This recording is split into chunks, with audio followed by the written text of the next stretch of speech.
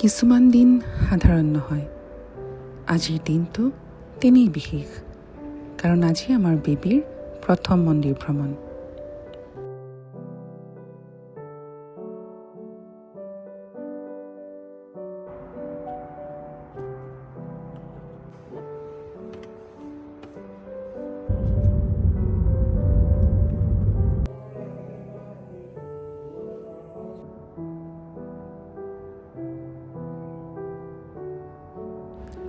ব্যস্ততাৰ মাজতো আমাৰ ঘৰৰ কিছুমান সৰু সৰু কোণে মনটো শান্ত কৰি তোলে। সুখ আচলতে এনেকুৱা সৰু সৰু মুহূৰ্ততেই লুকাই থাকে।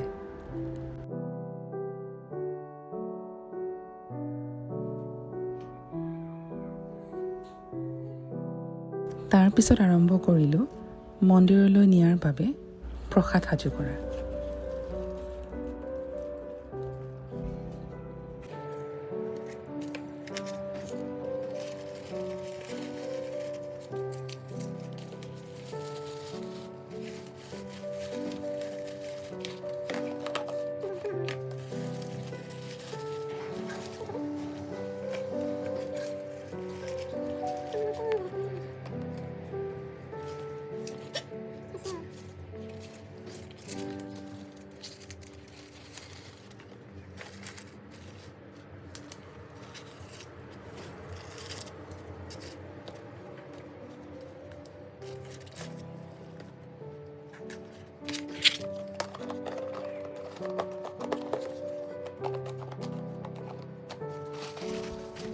প্ৰসাদখিনি সাজু হোৱাৰ পিছত আহিল আমাৰ বেবীক ৰেডি কৰাৰ পাল।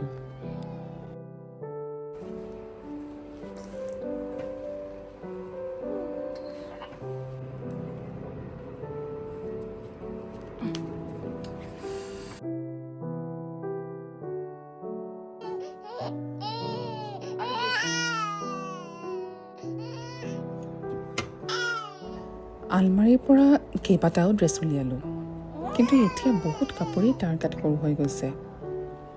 সঁচাকৈ সময় কিমান সোনকালে পাৰ হৈ যায়। কেইটামান ট্ৰাই কৰাৰ পিছত অৱশেষত এটা একেবাৰে ফিট হ'ল। ইমান মৰম লগাকৈ সাজি উঠাটো চাই মনটো আৰু ভাল লাগি গ'ল।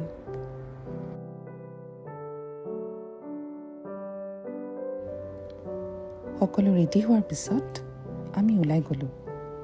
আজিৰ দিনটো আমাৰ বাবে অলপ বেলেগ অনুভৱ আছিল। আমাৰ বেবীৰ প্ৰথম মন্দিৰ দৰ্শন। সেই উত্তেজনা আৰু আনন্দ লৈ আমি যাত্ৰা আৰম্ভ কৰিলোঁ।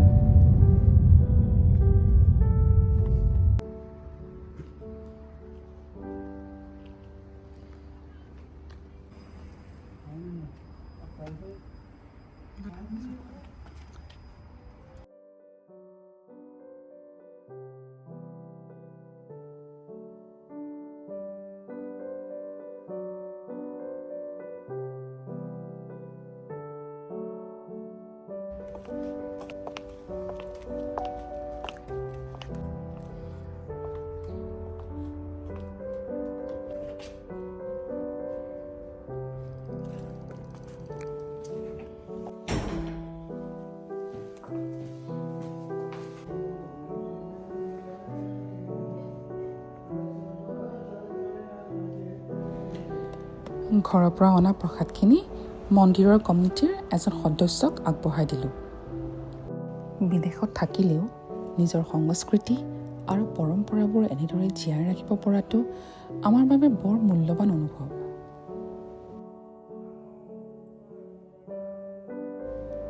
তাৰ পিছত অলপ সময় মন্দিৰৰ ভিতৰৰ শান্ত পৰিৱেশ উপভোগ কৰিলোঁ।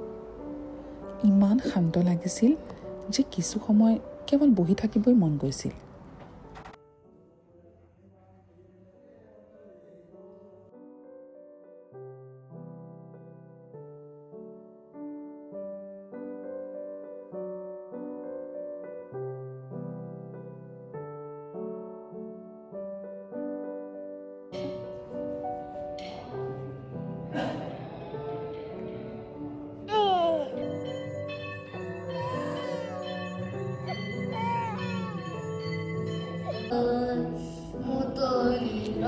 আৰতি আৰম্ভ হোৱাৰ লগে লগে ঘণ্টা আৰু ভজনৰ শব্দত আমাৰ বেবীটোৱে অলপ ভয় পাই কান্দিবলৈ ধৰিলে।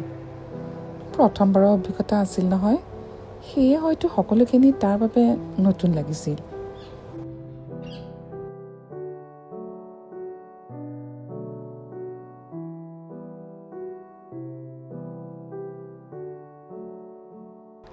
আৰতিৰ পিছত মন্দিৰৰ পৰা প্ৰসাদ লৈ আমি ঘৰলৈ উভতি আহিলোঁ। মনটো বৰ শান্ত লাগিছিল।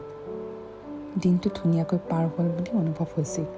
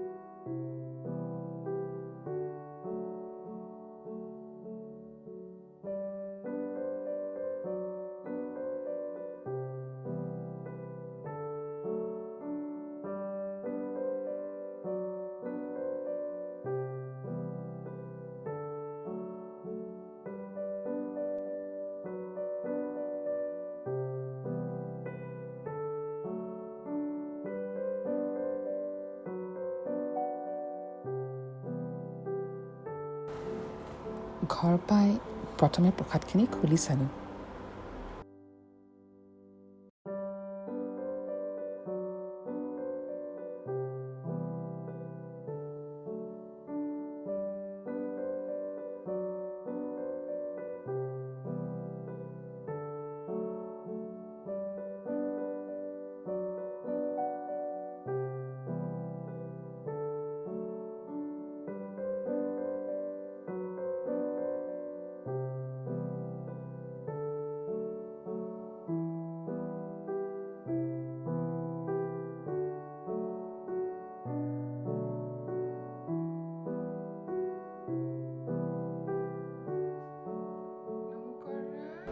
তাৰপিছত বেবীক অলপ খুৱাইও দিলোঁ। সোৱাদটো তাৰ বাবে একেবাৰেই নতুন আছিল। তাৰ মুখৰ এক্সপ্ৰেশ্যন চাই মোৰ বৰ মজা লাগিল। আজিৰ দিনটো আমাৰ বাবে এটা বিশেষ স্মৃতি হৈ ৰ'ল। এই মৰম লগা মুহূৰ্তটো আমাৰ লগত কটোৱাৰ বাবে আপোনালোকক আন্তৰিক ধন্যবাদ। যদি ভিডিঅ'টো চাই ভাল লাগিল, লাইক কৰিব, কমেণ্ট কৰি আপোনালোকৰ মতামত জনাব আৰু চেনেলটো ছাবস্ক্ৰাইব কৰিবলৈ নাপাহৰিব। পুনৰ লগ পাম আন এটা নতুন ভিডিঅ'ৰ সৈতে মোৰ চেনেল লানি আনস্ক্ৰিপ্টেড ইন ইংলেণ্ডত। তেতিয়ালৈকে ভালকৈ থাকিব।